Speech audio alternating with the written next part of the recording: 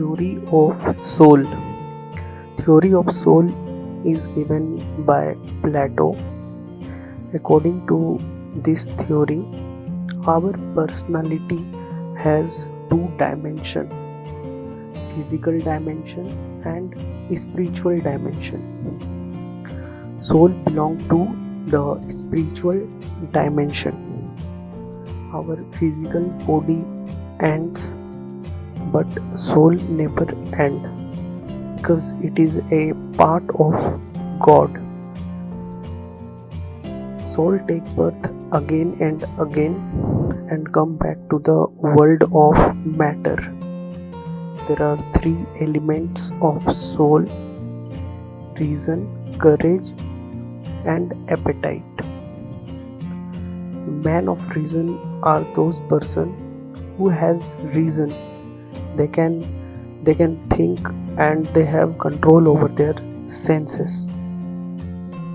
So according to Plato, man of reason are the philosopher king. They have ability to rule others. Man of courage belong to the soldier class. They are courageous by nature. And the last one, man of appetite. They do not have control over their senses. So according to this theory, all souls are not same. In some soul, reason dominate. In some soul, courage dominate, and in some soul, appetite dominate.